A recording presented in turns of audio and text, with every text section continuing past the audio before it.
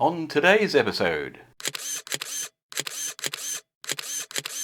my charging board of choice to date has been this TP4056. I was looking at modifying this video light, which I put 2 lithium cells in. I came across this board, which is titled as TP5100 single 4.2 volt or dual 8.4 volt at 2 amp lithium charging board, and that sounds great. It's just a tiny bit smaller than the TP4056, and with the option to do 2 cells and up to 2 amps, this guy can only do 1 amp I think, then we need to take a look at it. Looking back at the TP4056, it's clearly marked where the input is, and obviously you have the USB connection there for the input voltage, and it's clearly marked where the battery goes, so that's very useful. We have the charging indicator LEDs here to indicate when it's charging and when it's finished, and I showed in another video how you could alter the charge current by changing this resistor. Let's compare those features with the new TP5100. The first thing to notice is that there's no identification of which is the battery and which is the input voltage. Clearly we have our TP5100 chip here, so we need to find the datasheet for that and then work out what the relevant components do. For example, here there's just a pair of pads that says set. What does it set? We don't know. Here we can see what appears to be the charge and charge complete LED, and that leads off to some pads. We've no idea what function they have. Let's go and find now a datasheet and see if we can work out what all these pins do.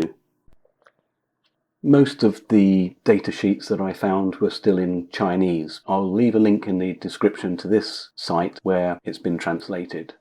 What do we want to know? The first things that we want to know is where the battery connects and where the input voltage connects. Here we can see a schematic of a typical application using the chip, and we have the battery positive here connected to pin 9, so we know where that's going to go now. The negative side of the battery is clearly going to go to a common ground, which we can trace to pin 7. Regarding the input voltage, this particular schematic is an application for charging a 2-cell 8.4 volt lithium battery at 1.5 amps. So what we can see here is that we've got an input voltage of 12 volts. Reading through the rest of the application notes, when you're using 2 cells, the minimum input voltage should be 8.8 volts. Obviously this is only a buck arrangement, it's not a boost circuit. We have our LEDs here, and just note that 1K pull-up resistor for a moment.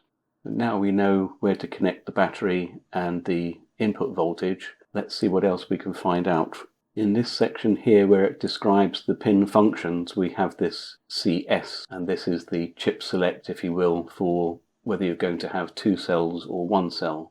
Deciphering this translation is somewhat of a challenge, but essentially it means that if the CS pin is left open, it'll be a single cell.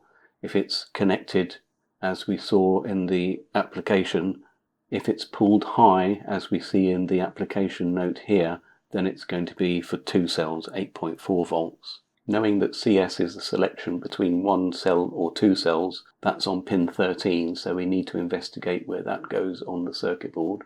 On this page of the application notes, we can see that the chip select, if you will, can also be driven by an external device, an Arduino for example. So you could perhaps use this in some sort of programmable 1 or 2 cell charger of your own design. Of interest on this page is the resistance value needed for particular charge currents. I noted that on the board there were 2.1 ohm resistors in parallel, which obviously will give us 0.05, which will set the highest charge current of 2 amps. Now that we've gleaned all we need to know from the application note, let's go back to the circuit board and identify the pinout.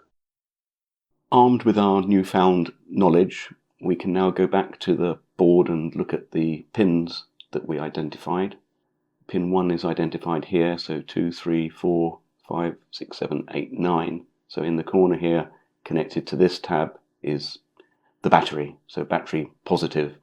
And here are the two resistors that set the charge current, so 0.1 and 0.1 in parallel, 0.05, 2 amps.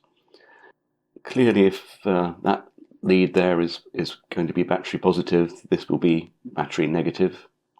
The other things that we need to know is the chip select, which was pin 13.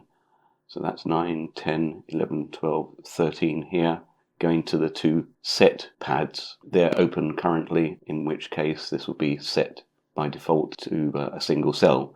If we want to charge two cells, then we need to bridge that. So that's the battery and the chip select. It will be reasonable to assume that this is going to be the negative input, and we can confirm that. If you remember, I said watch out for the 1K pull-up resistor, and it's here to pull up to the input voltage, and that is the pull-up resistor for the charge indicating LEDs.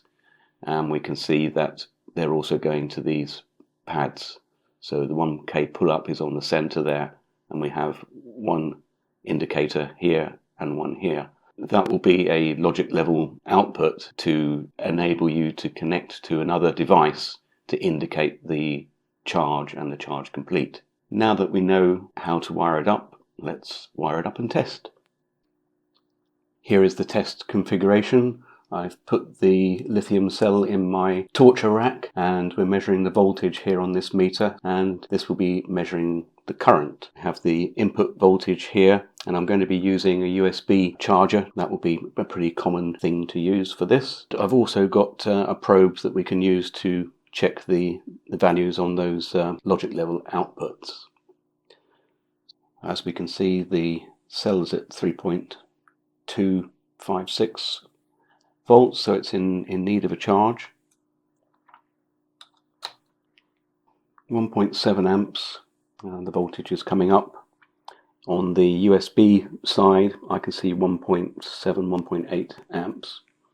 Obviously, the current will drop as the cell voltage rises. We can see the red charging light on there. And on the probe, this is low. The center one is the pull-up. And that doesn't appear to show anything on that particular output at the moment. This must be the indication that the unit is charging on that first pad there. We'll come back when the charge is complete. As you just saw, the charge complete has lit, and the voltage started to drop away there. If we now check the logic status, this that was low is now showing nothing. We know that that's just the pull-up, and the pad here has now gone low. So when it's charging, this pad will go low. When the charge is complete, this here will go low. So that may be of interest for developing another project. It took about an hour and a half, and put in, according to this, some 754 milliampere hours. Now, I'm not entirely sure of the history of this cell, but that doesn't seem to be particularly great, but that's not a fault of the charger. One thing that is definitely going to be an issue is the charge current. 2 amps is probably too high for many types of cell, and at a minimum we'd want to reduce that to 1 amp, or maybe even 500 milliamps. Let's see if we can find a quick solution to that. My idea is to cut through this track here that parallels the two current setting resistors. Let's see if we're going to be successful.